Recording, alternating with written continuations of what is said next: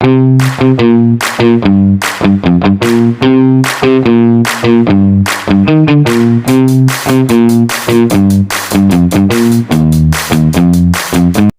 warahmatullahi wabarakatuh.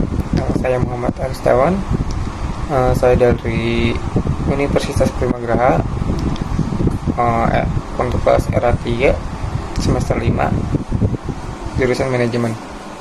Dan yang terhormat, Misara selaku pengampu bisnis, selaku pengantar bisnis internasional. Dan di sini saya akan memenuhi tugas UAS yang diberikan oleh Misara, yaitu mengulas kembali materi yang telah diajari selama satu semester ini. Dan mungkin yang materi pertama, saya akan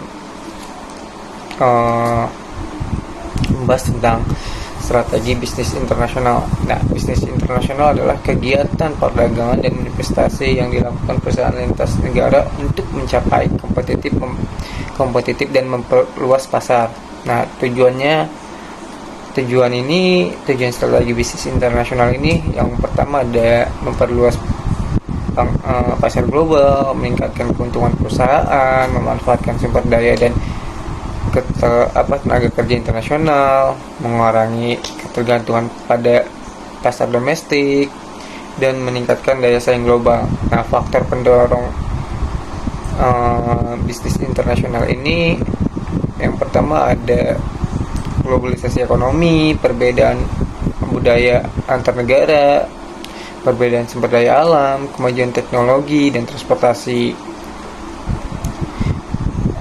Strategi masuk pasar internasional ini ada ekspor, yang dimana penjualan produk ke luar negeri, ada lisensi dan warlaba, yang dimana pemberian hak pengguna merek atau teknologi, ada joint venture, kerjasama dengan perusahaan lokal gitu. Dan yang terakhir ada investasi langsung, yang disebut juga FDI, yang dimana mendirikan atau mengakuisisi perusahaan di luar negeri itu. Nah, selain strategi juga ada jenis strategi bisnis internasional juga. Yang pertama ada strategi internasional, strategi multidomestik, strategi global, strategi transnasional gitu. Apa sih strategi internasional itu? Strategi internasional merupakan produk standar atau sedikitnya penyesuaian. Nah, strategi multi domestik itu penyesuaian produk sesuai pasar lokal. Terus ada yang strategi global itu efisiensi biaya dengan produk seragam. Dan di sini pun ada tantangan bisnis internasional. Apa sih tantangannya? Yang pertama itu ada perbedaan budaya dan bahasa, risiko politik dan ekonomi, fluktuasi nilai tukar, terus ada perbedaan hukum dan regulasi, dan yang terakhir ada persaingan global yang ketat gitu. Dan selain tantangan ada juga apa sih peran manajemen strategi internasional itu? Perannya yang pertama ada analisis lingkungan global, terus penentuan strategi bersaing, pengelolaan risiko internasional, pengambilan keputusan lintas budaya. Dan untuk kunci keberhasilannya itu ada pemahaman. Jadi kita harus memahami pasar global, terus kita juga harus beradaptasi terhadap budaya lokal. Misalkan kita di Indonesia dan punya misalkan perusahaan itu ada di Indonesia, ya perusahaan itu harus beradaptasi juga dengan budaya kita gitu. Dan ada inovasi dan efisiensi, ya pastinya harus ada inovasi dong. Maksudnya kayak kalau misalkan kita tetap hal kayak gitu, mungkin nggak akan besar juga perusahaan kita dan nggak akan maju kalau misalkan kita tidak memiliki inovasi tentang apa yang kita gunakan gitu. Nah, ada yang terakhir ada keunggulan kompetitif berkelanjutan gitu. Mungkin itu saja ya untuk materi pertama. Mungkin saya akan menjelaskan materi kedua.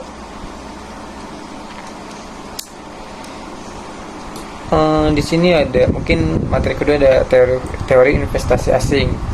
Nah, investasi asing adalah penanaman modal oleh individu atau perusahaan dari suatu negara ke negara lain dengan tujuan memperoleh keuntungan dan kendali atas usaha tersebut. Jenis investasi asing ini ada apa sih?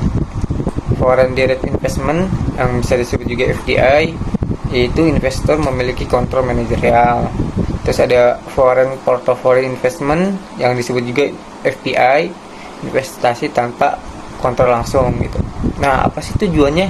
Nah, tujuannya itu untuk memperluas pasar internasional, mengakses sumber daya alam dan tenaga kerja, meningkatkan efisiensi produk, memperoleh keunggulan kompetitif, dan mengurangi resiko bisnis domestik. Nah, mungkin teori-teorinya juga, teori investasi asing itu yang pertama ada teori keunggulan absolut yang ini oleh Adam Smith ya, yang dimana negara akan melakukan investasi di negara lain jika memiliki keunggulan produksi tertentu yang lebih efisiensi dibanding negara lain. Dan ada pun dari teori keunggulan komparatif yang ini oleh David Ricardo yang berbunyi ya, investasi asing terjadi karena perbedaan biaya peluang antar negara sehingga produksi dilakukan di negara yang lebih efisien. Nah, adapun teori siklus produk yang ini oleh Vernon, yang dimana produk baru awalnya diproduksi di negara maju, kemudian diproduksi dipindahkan ke negara berkembang melalui investasi asing untuk menekan biaya. Nah, mungkin itu saja yang untuk teorinya ya. Sebenarnya masih banyak sih, tapi mungkin saya akan membacakan 3 aja. Dan apa ada faktor dan ada pun faktor penentu investasi asing. Yang pertama ada stabilitas politik dan ekonomi, kebijakan pemerintah dan regulasi, infrastruktur dan teknologi, terus ketersediaan tenaga kerja, ukuran pasar dan daya beli. Nah, apa sih dampak positifnya investasi asing itu?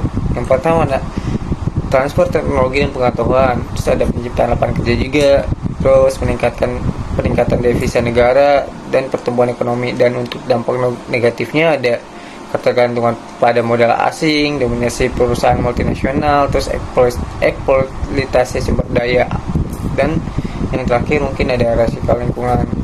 Itu untuk dampak positif dan negatif investasi asing. Nah, dan contohnya itu untuk investasi asing ada misalkan pabrik otomotif asing yang ada di Indonesia tuh seperti kayak Toyota, terus Yamaha gitu kan. Terus ada juga perusahaan teknologi global membuka kantor regional. Nah, investasi pertambangan. Nah, ada investasi pertambangan gitu oleh perusahaan multinasional. Nah, mungkin jadi teori investasi asing ini menjelaskan alasan perusahaan menanamkan modal di luar negeri untuk memperoleh keuntungan efisiensi dan keunggulan kompetitif.